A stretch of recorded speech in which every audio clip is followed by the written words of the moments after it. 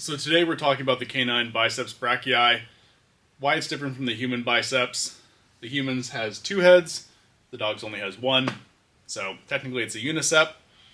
We'll talk about why we still call it a bicep, what its functions are for the dog, a little bit more into what the anatomy is like, where is it coming from, where is it going, what issues does it face because of that, what advantages it has to the dog compared to the human biceps, and how it functions for us. So stay tuned.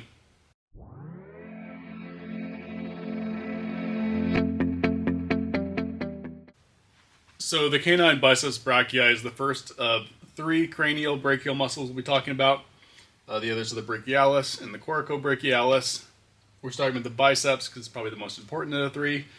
The brachialis does some functions, but not as much as the biceps, and the coracobrachialis is not nearly as significant. But let's talk about why it's called a biceps and not a uniceps, because it only has one head. So technically it is a uniceps, but we call it the biceps because typically we name things based on human anatomy and like muscles that are similarly located to the human skeleton or human musculoskeletal system, and also based on nerve innervation. So both of the human biceps and the canine biceps are innervated by the musculocutaneous nerve. So they're kind of in the same area. You know, they're on the arm. The dog's is located a bit deeper than the humans. The dog's is located a bit more medially than the humans. It only has one head, but it's still roughly comparable. So with that nerve innervation, we call it a bicep. And this extends to other muscles as well. So in the dog, the triceps has four heads, whereas obviously in the humans, it has three. That's why we call it a tricep. So you kind of got to know a little bit more about the muscle to know a little bit more about its actual anatomy than just the name in the dog. But that's all right. We're going to go into that. So this is not an uncommon injury for the dog. And when we look at what functions it does for the dog and exactly how it's located, it'll probably make a little bit more sense as to how this muscle, or more specifically its tendon, could get injured.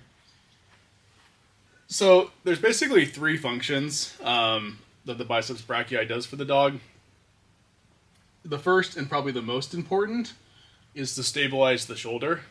So the glenohumeral joint, or the shoulder joint, where the scapula comes down and meets the humerus, right, with the glenoid cup or glenoid cavity of the scapula meeting the head of the humerus here.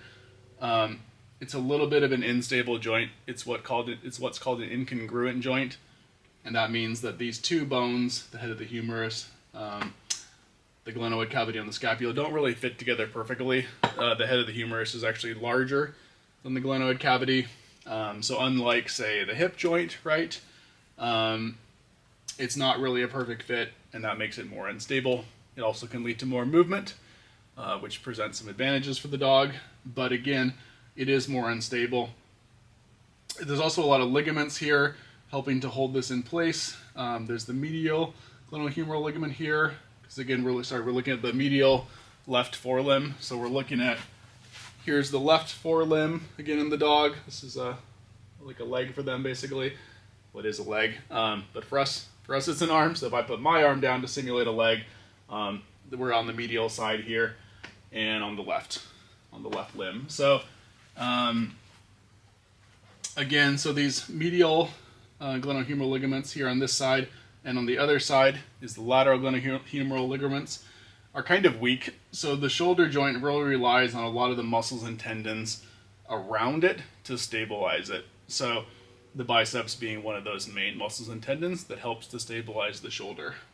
So this is the cranial side of the shoulder here, right? So this is, the dog's head would be over here, tail's over here, cranial, caudal. So here on the cranial side is the side of the shoulder that the biceps tendon is on. So the biceps tendon is going to stop the humerus from making unnecessary cranial movement, which is really important for the dog, especially like when you're going to stop, do a lot of explosive movements. This tendon will get put under quite a bit of load here, and do quite a bit of work for the dog. Moving on to its secondary function, is going to be to flex the elbow. So just like in the human, the biceps flexes the elbow. In the dog, though it's a little bit different, it's going to flex the elbow at certain times. So it's going to flex the elbow essentially if the dog is standing, when it goes to then pick up its leg, that's when it's going to flex the elbow. So it's going to flex the elbow to pick up the leg to then take the next step, which actually goes back to when the biceps is firing. So actually we should probably take a step back and talk a little bit more about its primary function, or at least its first function, to stabilize the shoulder. I don't want to say primary and make it sound like these aren't important functions. They are. So maybe it has a couple primary functions. But going back again to stabilizing the shoulder. So when does the bicep stabilize the shoulder? So it stabilizes the shoulder when the dog is static, when it's not moving. There's not going to be a ton of strain put on it at that point. And that's a pretty easy task to accomplish. But it's also active stabilizing the shoulder a lot while the dog is moving. So when the dog is moving, the stance phase is basically from when the dog puts its limb down to when it then picks the limb back up to take the next step. So there's different categories of muscles. Some are active at the beginning, like the first half when the dog puts their foot down. Some are active the second half when the dog picks their foot up. And the biceps is one of a third category of muscles that's active the entire time through that stance phase. The other muscles are the serratus ventralis, I believe the flexor digitorum profundus, and the deltoid, and the supraspinatus as well. So, and there might be one more, but we'll move on. Anyway, so it's doing quite a bit of work here, stabilizing the shoulder through that whole phase. So it's definitely one of the harder workers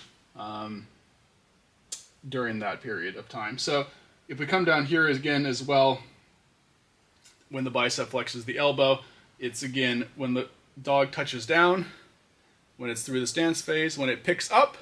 So when it picks up, the limb is actually going to be behind it, right? So as it's pushing off, it's picking up, and the arm's extended. The biceps then flexes the elbow to bring the foot forward to take the next step. So it's not quite as much about flexing the elbow to, say, go upstairs. The brachialis probably does a little bit more work in that, but the biceps is definitely an elbow flexor, and definitely one of the main elbow flexors in the dog.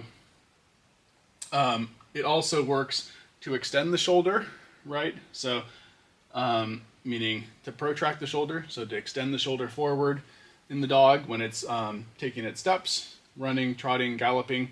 The dog is going to extend the shoulder, and the biceps is going to play a minor role in extending the shoulder. It's not its primary function, and it's not the main muscle doing that. Probably the brachiocephalicus is the main muscle as far as in forelimb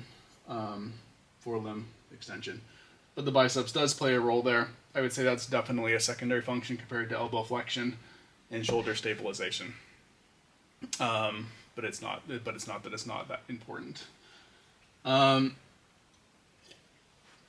talk a little bit more about the anatomy of the biceps. So the biceps originates here, which is the supraglenoid tubercle on the scapula. I think knowing what the words mean makes it easier to understand what's going on. So when we say supraglenoid tubercle, what we mean is it is supra, it's above, glenoid, the glenoid cavity here on the scapula, tubercle, like a round bony prominence. So again, above the glenoid on a bump. So supraglenoid tubercle, and that's where the biceps tendon originates. And it kind of comes down here cranially into what's called the intertubercular groove. So in a little bit, we'll look at the skeleton to look at the anatomy again on the bones, which would be a little bit more clear. But the intertubercular groove is going to be between the lesser and greater tubercles, and the biceps kind of makes a curve down into that groove, and it's held in place here by this connective tissue band called the transverse retinaculum. So the transverse retinaculum is helping to hold that biceps tendon in place, and it's also helping it to slide smoothly in that groove. So that's a very important function there. to keep the biceps in its place and to keep the biceps working really good. The muscle progresses craniomedially, so kind of like the front inside of the forearm of the dog, down the humerus here. This is the humerus, down to the radius and the ulna, where the tendon splits, as you can see here, and the larger part of the tendon attaches to the ulna, and the little bit smaller part attaches to the radius. So it attaches to the radial tuberosity and the ulnar tuberosity, right? Makes sense, kind of bony prominence, something for a tendon to attach to on the radius, and on the ulnar tuberosity, radial tuberosity, 2 insertion points on both bones. If you want to flex both of those bones, flex both of the forearm bones, you attach to both, you flex originating from the shoulder. I think that makes sense. Again, this means that the biceps brachii in the dog is a biarticular muscle because it crosses the shoulder joint and the elbow joint. So some muscles cross one joint, some muscles cross multiple, and the biceps crosses multiple, which is partially why it does multiple things as well. So that makes sense. A lot of the muscle is not that palpatable in the dog, so I drew it here with just the biceps, but in reality, right, there's muscles covering this whole area here, and the pectorals, the superficial pectorals are going to actually come in here, kind of come over the bicep, and so a lot of this is going to be covered by the superficial pectorals, and there's also some of the other muscles in the area here, brachiocephalicus coming down, and so a lot of this muscle is going to be covered. It will be deep. It will not be superficial. This makes sense. Deep muscles usually play a bigger role in stabilization than more superficial muscles, right? Because they're closer to the bone. But you can get down to the biceps down here once it kind of descends distally past the superficial descending and transverse pectorals. It's going to be much more palpatable down here. At the distal part of the muscle, down at the tendon of insertion, also down at the tendon of origin. You can definitely get into it a little bit.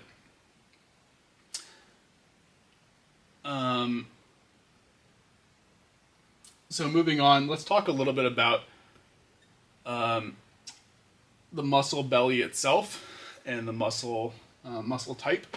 So there's different types of muscles in the body. There's parallel muscles, there's circular muscles, there's pennate muscles. I don't know, there's a lot more. Anyway, and there'll be different types of muscles for different functions, depending on what's needed for the body. And so the human biceps and the canine biceps are 2 different types, and this will make a little bit of sense when we know what those types are, because they do perform certain different tasks. So actually, let's draw the human biceps. We'll just draw one of the heads. So the human biceps is what's called a parallel muscle. So that means that all these muscle fibers, fascicles, are running essentially in the same direction, from the tendon of insertion down to the tendon of origin. And that means these are pretty long muscle fibers. They're going to be a little bit weaker. They're going to be a little bit more flexible. They're going to have bigger range of motion. They're going to be better suited for fine motor skills, because these muscles can really pull up and down in a longer range because they are longer. So that's great for the type of tasks that we do as humans, right? You know, we're not relying on this for stabilization like we were a quadruped, like the dog, on all 4 limbs. And we do a lot more things with fine motor skills than the dog does, right? Things like drawing on a whiteboard that are less important to dogs. So actually, if we look at the human biceps, is more specifically a fusiform muscle, I believe, which is a type of parallel muscle, which means it's going to have kind of a larger body here, and it's going to taper down toward a tendon. So, whereas the dog is going to be a little bit different. So the dog is a bipennate muscle, which means that it's going to have a tendon here coming through it. We will go ahead and draw on this. So we're going to have a tendon coming down through the biceps. And the bicep muscle is going to be angled toward the tendon. So that's what's called pennation, right? So here if we have, I don't know why I erase things. Anyway, so here if we have the fusiform human biceps here, all these muscle fibers running up and down, and here we have the biceps brachii in the dog, which, we'll go with purple, these fibers are going to be at an angle to the longitudinal axis of the muscle, which is like a straight line going through the muscle, would be the longitudinal axis, So again, these muscle fibers are going to be at an angle to the longitudinal axis here, up and down the muscle. This will do a few things. It's going to make it stronger. So why is it going to make it stronger? Because we're going to have more muscle fibers, because they're shorter and they're packed in. More muscle fibers means more strength. Because they're at an angle here, though, it's going to have less flexibility. So it's going to have less flexibility. It'll have less range of motion when it contracts. It won't be able to contract as much as the human biceps because of this pennation angle here. It was not really that clear in the research on exactly what the pennation angle is in most dogs. In greyhounds, they did a study, and the pennation angle was 41 degrees for the biceps brachii, which is actually a pretty steep angle. So again, if the longitudinal axis is straight here, and you have fibers running straight, that would be 0 degrees. If you were straight across, that'd be 90. 45 would be here, so 41 is almost 45. So that's pretty steep. I think it would be a little bit less in most other dogs that aren't going to be as explosive as the greyhound is, but I couldn't find the... Alright, so our battery died, but we're back. Looking at the pennation angle here again, in greyhounds, it was 41 degrees. In other dogs, I'm going to guess it's less, but I couldn't find the exact pennation angle. So if anybody knows it, put it in the comments and let us all know. I'm sure it's out there somewhere. So let's go ahead and move on now and talk a little bit about muscle fiber types. So in the dog, it's going to have more type 1 muscle fibers than the human biceps. So the dog's is around 48% type 1. Hopefully you can see that and even possibly read my handwriting. The humans, I think it's more like 60% type 2. So that means the human biceps is going to be more geared toward explosive efforts, and the dog's is going to be a little bit more tailored for endurance. Not as much as some muscles. Like there are some muscles in the dog that are over 80% type 1. So the biceps is actually fairly balanced, but it's much more of a type 1 endurance muscle than the human biceps. When we say type 1, we mean the muscle is going to be using a lot of aerobic respiration, so glucose and oxygen together to make ATP, to make energy. It's going to be slower to contract than a type 2 muscle. I mean, still really fast, but comparatively slower. But it will have better endurance. And if we look at how dogs function, I mean, dogs can run basically forever, right? So humans, we can be pretty good at endurance. We can certainly build ourselves up to doing things like ultra marathons, but dogs are much more born to do that. You know, think about the Iditarod and those type of long efforts. If you keep a dog properly fed, you keep them from overheating, they can just about run forever. And there's quite a bit of research on dogs and the ultimate running machines they are. So we'll go ahead and erase the human biceps for now, and we're going to talk a little bit more about agonist and antagonist pairs in muscle groups. So this is true with humans, it's true with dogs. There's going to be agonist and antagonist pairs, and there's a reason for that. So if we think about a muscle contraction, right? So my elbow flexes, the bicep contracts. Muscles don't really uncontract, right? So they use their energy to make a contraction. They're trading chemical energy for mechanical energy, and they're making that contraction.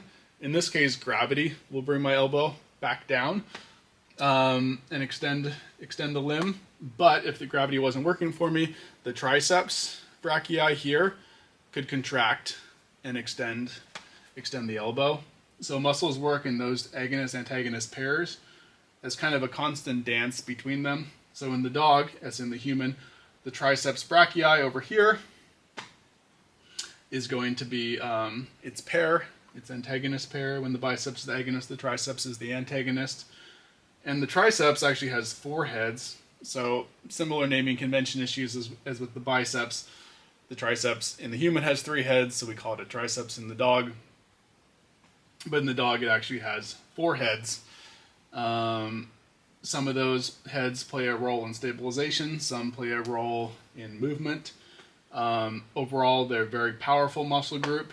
And so the biceps, that's another reason why it kind of needs this bipennate structure, because it needs as much force as it can produce for its volume and size, because of the muscles, and the size of the muscle is going to be opposing in that agonist-antagonist dance between them.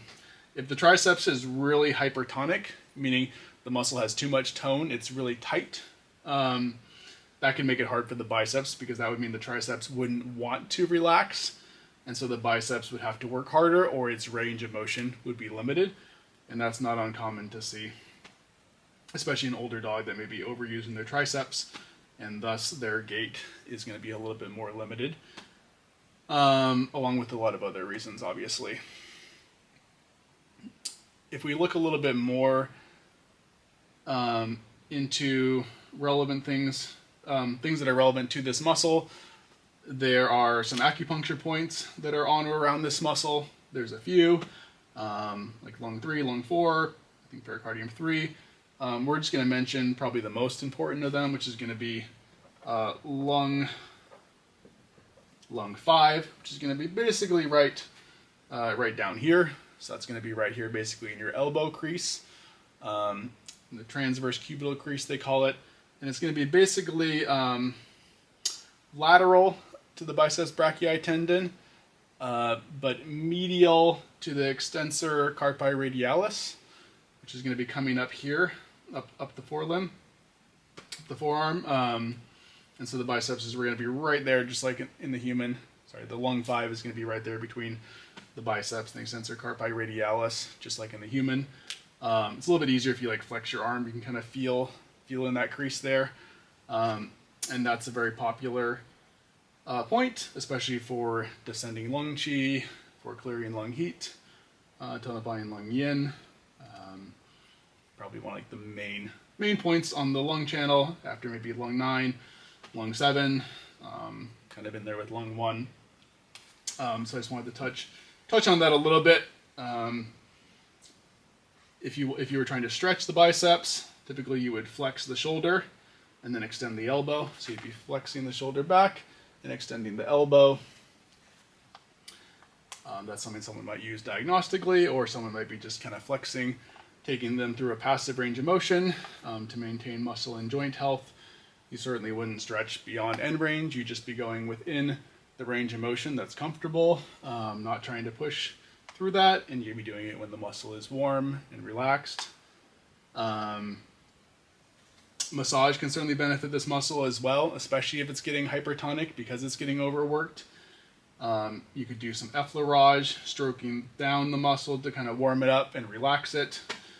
You could do some petrissage, kneading up and down the muscle, and especially if it's tight, a lot more like friction massage, going across the fibers, doing circles on the fibers, going up and down through the fibers could be really, really useful to help to deal with hypertonicity, adhesions, and help keep the muscle itself healthy. There's also can be myofascial trigger points that can pop up in the biceps. Myofascial trigger points are going to be like basically muscle knots, so they're going to be like discrete. You wouldn't really see them by looking at it, is what that means. Little kind of bumps, if you will, located in a taut band of skeletal muscle. And there's 2 types of myofascial trigger points. One is going to be active. That means it's going to be causing pain all the time. So if you have like a knot on your body that always hurts you, that would be an active myofascial trigger point.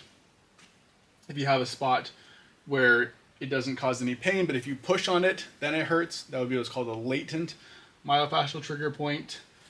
In the dog, there's 3 points typically, located a little more proximally, a little more in the middle, and a little more distal. Going to be TP1, TP2, and TP3. So TP1 is going to be located here more proximally, and it's really going to refer to the shoulder. TP2 is going to refer to the muscle itself, and TP3 is going to refer down the leg to the carpus. Obviously, there can be other myofascial trigger points located in different areas, but these are just kind of the common ones that you'll see, and that will be covered in the literature specifically. But obviously, you could find a trigger point anywhere in any type of skeletal muscle, really. One thing in the research that I did find was that when they worked on canine cadavers and they cut the biceps tendon here, they found a few things. They found that when the limb was in a neutral position, roughly like this, that cranial movement, lateral movement, and medial movement were significantly increased. So the tendon is helping to resist those types of movement when it's in a neutral position, medial, lateral, and cranial. When they put the forelimb in a flexed position, cranial and lateral movement were increased, and when they extended it, then the medial movement was increased. Probably don't need to know that, but it does definitely play a role in those 3 types of movement: lateral, medial, and cranial. So that's definitely important to think about. And again, it seems like the most commonly injured area is going to be the tendon, typically the tendon of origin more often than the insertion, because of the stabilization role it's playing in the shoulder. And so you might get tendinitis, like an inflammation of the tendon, tenosynovitis, and like an inflammation of the tendon sheath, or some sort of tendinopathy where like the collagen in the tendon is breaking down. But just generally, if you remember like biceps tendon issues, that's probably good enough. So I think that pretty much covers what we want to talk about today for the canine biceps. Thanks so much for watching. There's actually a quiz, so go to the description. In the video description, there's a link to a quiz, so you can take it and see how you do, see how much you retained for the canine biceps. It's not a trick. There's no trick questions, so hopefully everything on there was covered in this video.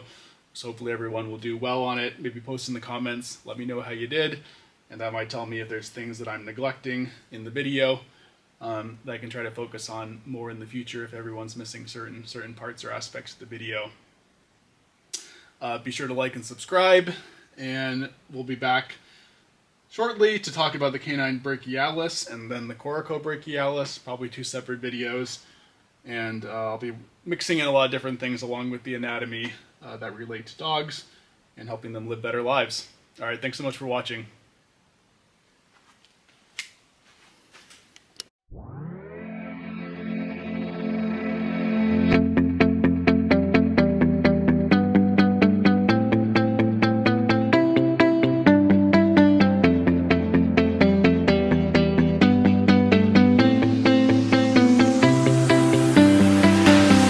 I see the light inside you, brighter than the skies. Hold on, just let us escape and fly away tonight.